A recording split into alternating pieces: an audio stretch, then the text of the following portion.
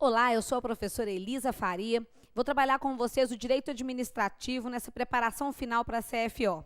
Você já está à véspera da prova, então não pode ver todo o conteúdo, porque seria até impossível, mas vai trabalhar comigo aqui os pontos principais e certamente aqueles que são prediletos da banca, tudo bem?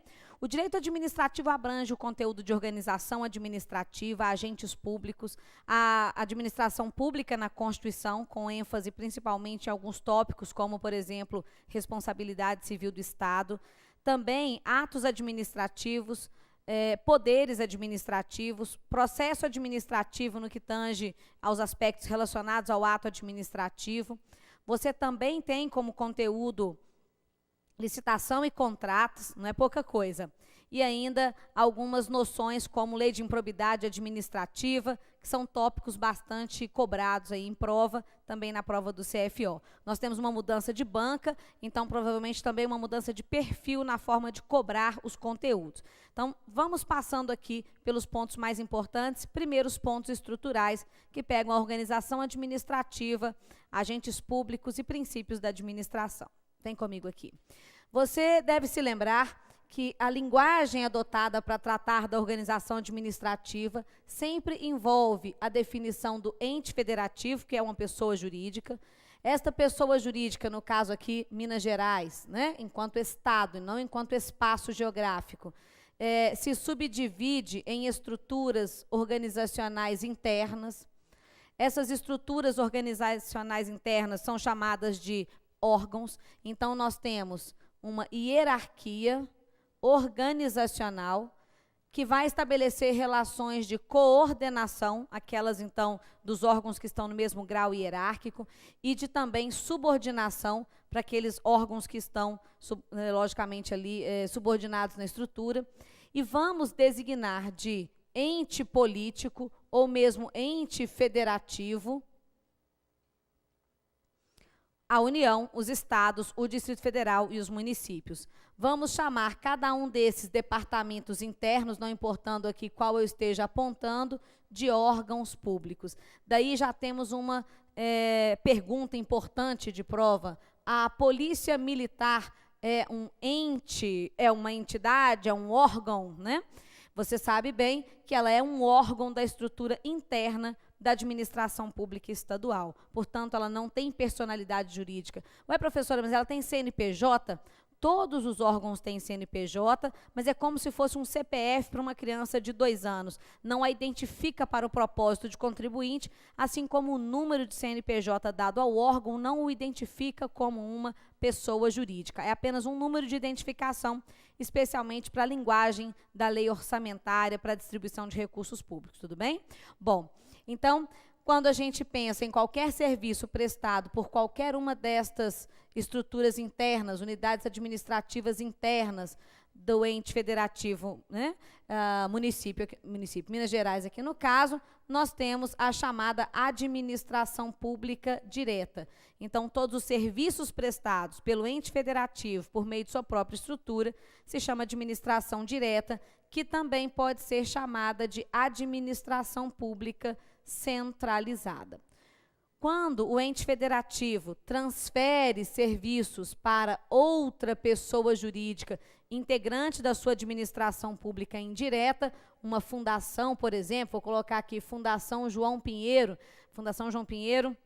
Escola de Governo do Estado de Minas Gerais, uma das escolas, e vocês certamente passarão por vários cursos na Fundação João Pinheiro, depois de atingirem os cargos de coordenação dentro da estrutura da polícia.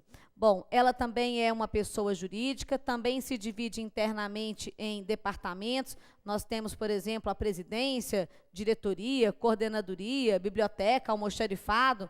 Então, também uma estrutura organizacional. E essa estrutura organizacional também é hierarquizada. Então, a ideia de hierarquia organizacional se observa internamente, é um fenômeno interno, e podemos ver aqui as relações de coordenação e também as relações de subordinação entre esses órgãos. A diferença é que, em vez de chamarmos essa fundação de administração pública direta, vamos chamar de administração pública indireta, e também podemos dizer que ela corresponde a uma forma de descentralização administrativa. Nessa forma de descentralização, a gente transfere não só a execução do serviço para a entidade, mas também a titularidade do serviço ao que denominamos outorga de serviços, ok? Há uma outra possibilidade de descentralização, que é quando a gente delega serviços ao particular. Vou colocar aqui um particular, claro, não precisa ser pessoa física, pode ser pessoa jurídica. Abre o plano um pouquinho só para o meu particular lindo, que eu acabei de desenhar aqui aparecer, e a gente chama isso de delegação de serviços ao particular, delegação de serviços. Então, há duas possibilidades de descentralização. A descentralização por outorga e esta outra descentralização por colaboração, que é quando a gente transfere o serviço para um particular. Até aqui tudo bem? Ótimo. Então, vamos começando aqui com perguntas que podem aparecer, inclusive na sua prova oral, relacionada à organização administrativa. Por exemplo, podem vir perguntando qual a diferença entre descentralização e desconcentração.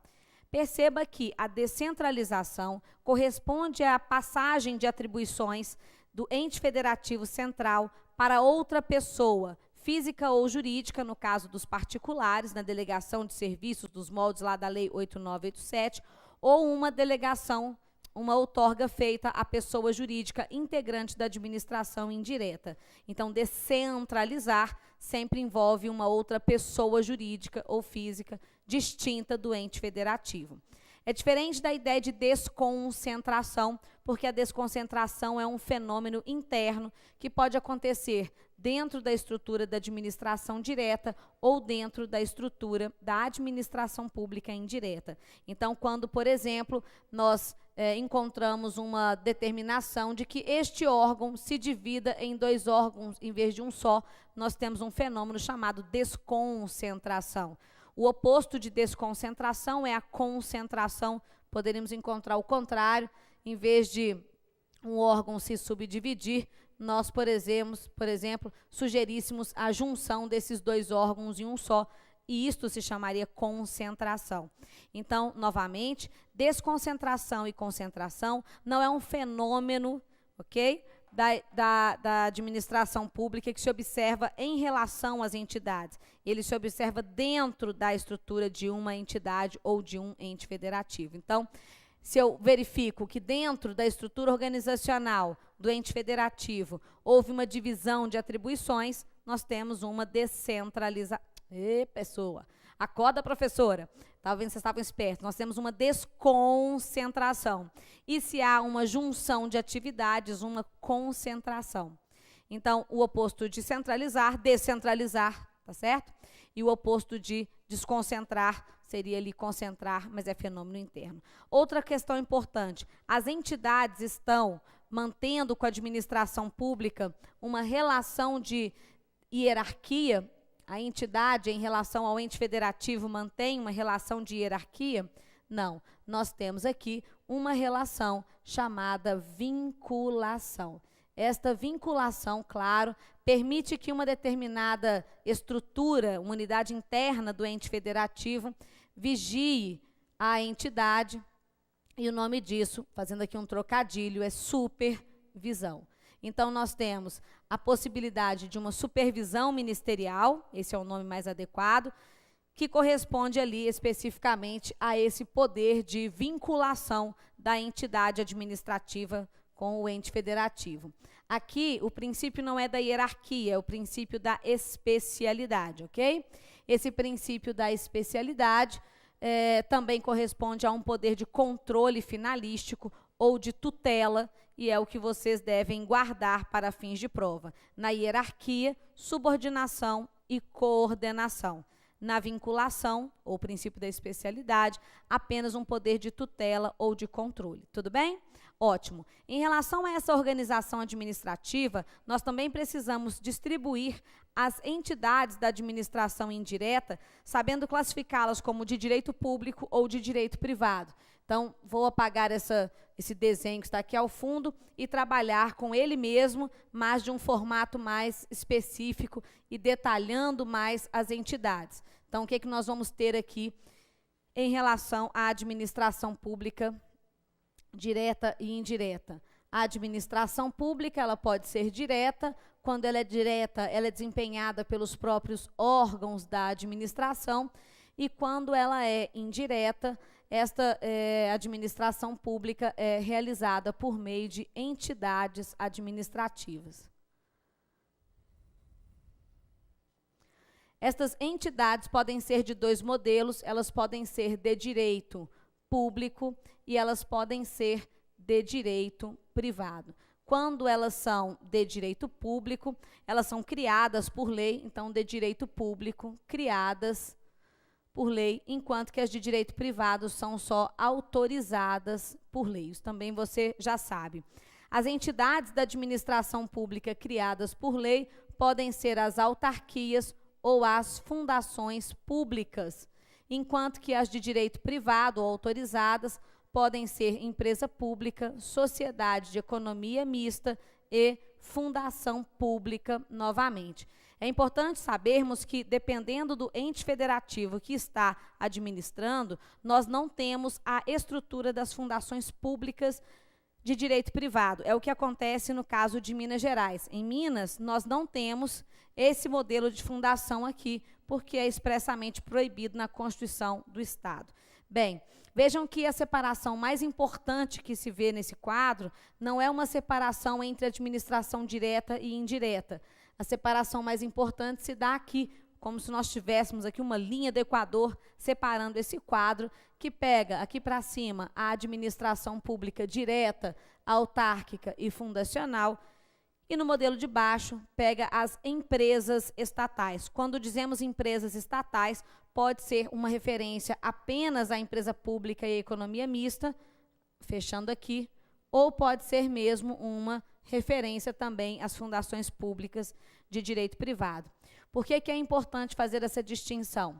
Se pensarmos, por exemplo, em princípios aplicáveis à administração pública, nós vamos ver que os princípios do LIMP, também chamados de princípios de limitação ou sujeição do poder do Estado, valem tanto para a administração direta, quanto a autárquica fundacional, quanto a também as empresas estatais. Então, a limitação de realizar concurso público. O concurso é obrigatório para a administração direta, por exemplo, o ingresso na corporação da Polícia Militar, ou também para o ingresso em uma autarquia ou para o ingresso em uma fundação pública, e também é obrigatório para trabalhar numa empresa estatal ou numa sociedade de economia mista. Por exemplo, se pensarmos aqui, né, no âmbito da estrutura do Estado de Minas Gerais, podemos determinar aqui secretarias estaduais, o Tribunal de Justiça, a Assembleia Legislativa, a Polícia Militar como órgãos.